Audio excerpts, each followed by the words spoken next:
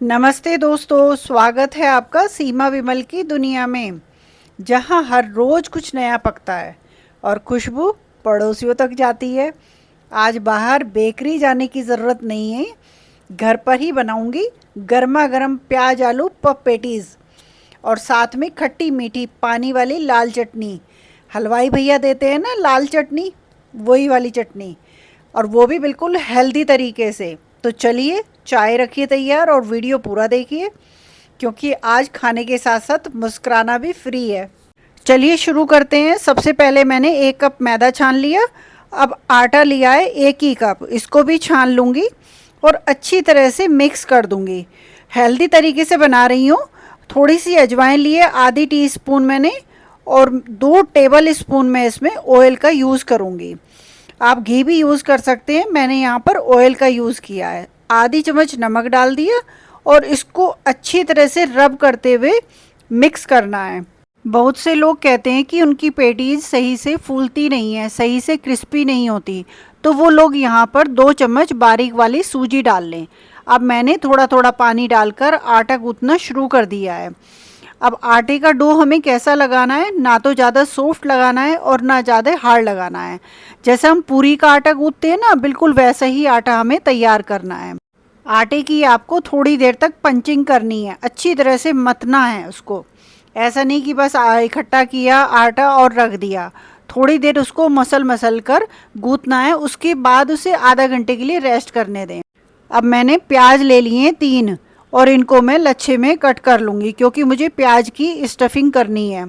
तो मैंने सारे ये प्याज लच्छे में काट लिए हैं और इसके बाद मैं 3-4 हरी मिर्च बारीक कटी भी डाल दी है और थोड़ा सा हरा धनिया बारीक कटा हुआ डाल दिया है।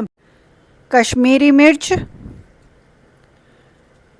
भुना जीरा, हींग, चाट मसाला,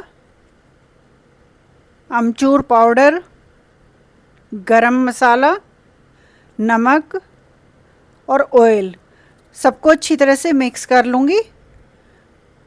उसके बाद मैंने साबुत मसाले लिए हैं, जिसमें जीरा, धनिया और सौंफ हैं आधी आधी चम्मच। इनको थोड़ा सा कूट लूँगी। कूटने के बाद इसका छोंक लगाना है मुझे, ताकि अलग स्पेशल अरोमा आएगा इसमें। फिर मैंने 2 आलू ले लिए हैं बॉईल करे हुए, इनको भी छील कर कद्दूकस कर लूँगी। मैंने दोनों आलू कद्दूकस कर लिए हैं। इसके बाद में ये आलू भी इसमें डाल दूँगी। मैंने 1 ही आलू डाला है इसमें और इसको भी अच्छी तरह से मिक्स कर लूँगी इस मसाले में। अब थोड़ा सा ऑयल लिया है मैंने, उसमें वो जो मसाला कूटा था ना वो डाल दिया। उसको भुनने के बाद मैंने ये सारा प्याज का मसाला डाल दिया है। थोड़ी देर इसे भूनेंगे और थोड़ा क्रंची रहेगा, मैं इतना ही भूनूंगी, थोड़ा क्रंची अंदर से लगेगा। और ये भी तैयार है, इसको ठंडा होने के लिए अलग रख दूंगी। इधर आटा भी सेट हो गया है। अब इसको थोड़ा सा मथने के बाद मैं इसके 6 हिस्से कर लूँगी और बराबर बराबर हिस्से कर लें।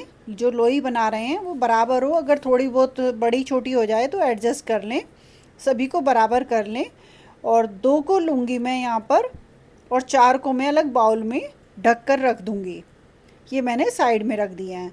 अब 1 लोई लूँगी और सूखा आटा लगाते हुए, आटा या मैदा, इसकी हमें रोटी तैयार करनी है और बराबर रोटी करनी है हमें तैयार। ये एक तैयार हो गई है। अब दूसरी लोई लूँगी, उसको भी बेल लूँगी। सूखा ज़रूर आटा लगाते जाएं आप, नहीं तो ये चिपक सकती है।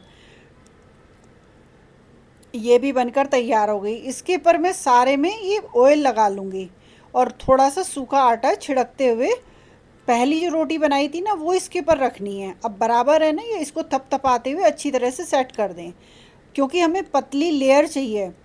जो हम ये शीट बना रहे हैं ना, ये बहुत पतली चाहिए, इसलिए हमने 2 रोटी बनाकर तैयार की है, ताकि हमें बनाने में आसानी रहे। अब 1 लेयर को मैं उतार लूँगी इस पे से। बहुत ध्यान से उतारनी है, ये जल्दबाजी ना करें, नहीं तो ये फट सकती है और फटने पे ये शीट ख़राब हो जाएगी। धीरे धीरे उतार लें इसको, आराम से उतर जाती है। बस इसी बात का ध्यान रखना है कि शीट फटनी नहीं चाहिए। ऐसे ही मैं इसको आराम से उतार लूँगी। इजीली उतर जाती है, बस थोड़ा सा ध्यान से उतारेंगे तो फटेगी नहीं। और अब इसको अलग रख देंगे सूखा आटा लगाकर, क्योंकि हमें दोनों चीज़ का ध्यान रखना है, ना तो ये सूखनी चाहिए और ना ये चिपकनी चाहिए। अब ऐसे ही मैंने 2 लोई और ले लिए, उनको भी बेल कर तैयार कर लूँगी। सूखा आटा लगाते हुए फिर इस पे तेल लगा दिया, सूखा आटा लगा दिया और उसके बाद दूसरी को चिपकाते हुए इसको भी बेल लूँगी मैं। ये बराबर ही रोटी बनानी है हमें। अब इसको भी मैं थोड़ा लंबाई में बेल लूँगी। इसकी भी मुझे पतली रोटी बनानी है। अब ये अच्छी तरह से बेलने के बाद जब ये हमारी पहले वाले की जितनी शीट बन गई ना, अब मैंने क्या किया, 2 चम्मच में घी लिया है कटोरी में, क्योंकि हमें साटा बनाना है। अब इसके लिए लिया है 2 ही चम्मच मैंने कॉर्नफ्लावर। आप मैदा भी ले सकते हैं। अच्छी तरह से मिक्स कर लें। मिक्स होने के बाद इसको एक साइड में रख दें। अब जो हमने शीट बनाई थी ना, इसको भी हटा लेंगे। जो 2 रोटी चिपकाई थी ना, इसको भी अलग कर लेंगे। ध्यान से ही करना है फ्रेंड्स इसको। ये दूसरी रोटी भी इजीली उतर गई है, इसको भी हम अलग रख लेंगे। अब एक रोटी यहाँ रहने देंगे, एक को साइड में रख देंगे वो सूखा आटा लगाकर।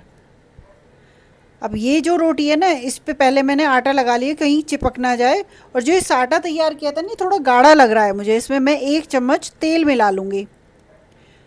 जो हमने रिफाइंड ऑयल लिया है ना, ये मिला लिया। अब थोड़ा पतला हो गया, फैलाने में आसानी होगी। अब मैंने इस रोटी पर ये साटा लगा दिया है और उसके बाद सूखा आटा। और जो पहली वाली रोटी थी ना, वो इस पे चिपकानी है।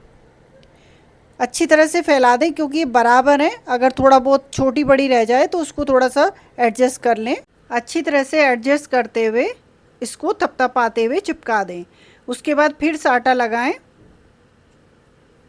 सारे में अच्छी तरह से लगना चाहिए। सूखा आटा डाल दिया फिर मैंने, और तीसरी जो लेयर थी ना, वो भी लगा दी। इसको भी थपथपा के चिपका दें अच्छी तरह।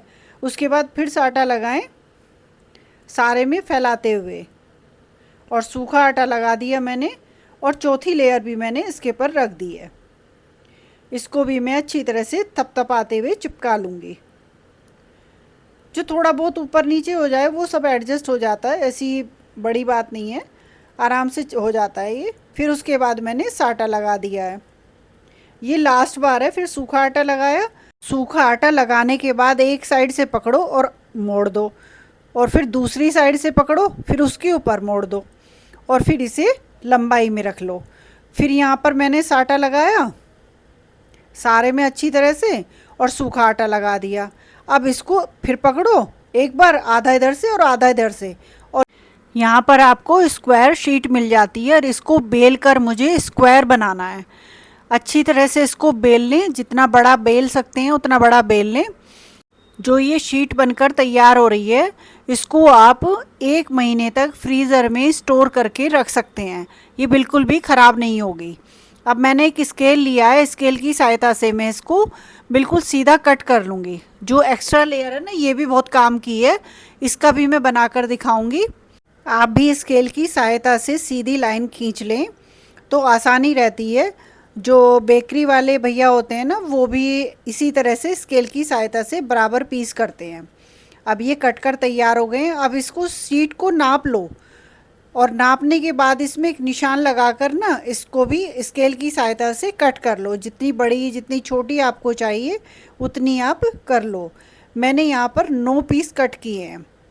स्केल से क्या होता है, बराबर मेजरमेंट आता है, तो उससे आसानी रहती है बनाने में। एक से पीस होते हैं तो अच्छे लगते हैं। बेकरी की दुकान पर भी स्केल से ही ये कट किए जाते हैं। अब मैंने स्टफिंग रख ली है, और स्टफिंग के चारों तरफ पे उंगली से प्रेस करते हुए इसको दबा दूंगी।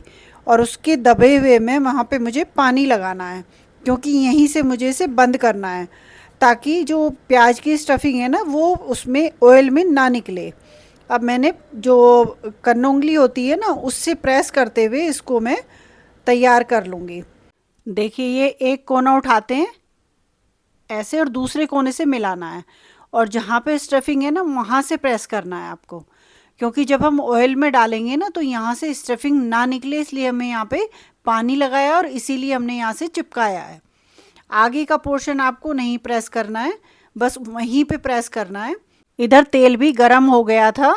मैंने एक एक करके पेटीज डालनी शुरू कर दी, लेकिन ये कढ़ाई छोटी थी, तो मैंने इसको दूसरे बर्तन में पलट लिया था, क्योंकि मुझे ध्यान नहीं रहा कि इसमें नहीं बन पाएगी। तो अब मैंने दूसरे बर्तन में सारी पलट ली है। यहाँ पे गैस का फ्लेम आपको हाई नहीं रखना है, लो टू मीडियम पर ही रखना है। शुरुआत में आप लो टू मीडियम रखें, बीच बीच में आप और कम कर सकते हैं। जब तक इसकी सारी लेयर नहीं खुल जाती तब तक तो आपको कम ही रखनी है, और जब लेयर खुलनी शुरू हो जाए तो आप इसको हाई कर सकते हैं। तो ये सारी धीरे धीरे सिकती रहेंगी, तो इसलिए मैंने दूसरा बर्तन भी एक साइड में रख दिया था, उसमें भी ऑयल डाल के उसमें भी डाल दिए, क्योंकि इसमें टाइम ज़्यादा लग जाता है बनने में। पेटीज भी बनकर तैयार हो गई हैं। अब जो साइड से पट्टी निकली थी ना, उनको छोटे पीस में कट कर लूँगी। सभी को मैंने धीरे धीरे करके निकाल लिया है। फ्रेंड्स, आपको ये रेसिपी पसंद आ रही हो तो प्लीज़ लाइक सब्सक्राइब ज़रूर करें, और एक बार ज़रूर बना के देखिए। मैंने तो आटा मिलाया, पूरे मैदे से भी बना सकते हैं, बहुत अच्छी बनती हैं। अब मैंने जो कटे हुए पीस थे ना वो भी डाल दिए कढ़ाई में। दूसरी तरफ ये पेटीज भी बनकर तैयार हो गई हैं, उनको भी मैं निकाल लूँगी। इधर जो ये मठरी डाली थी ना, ये भी बनकर तैयार हो गई हैं, इनको भी मैं प्लेट में निकाल लूँगी।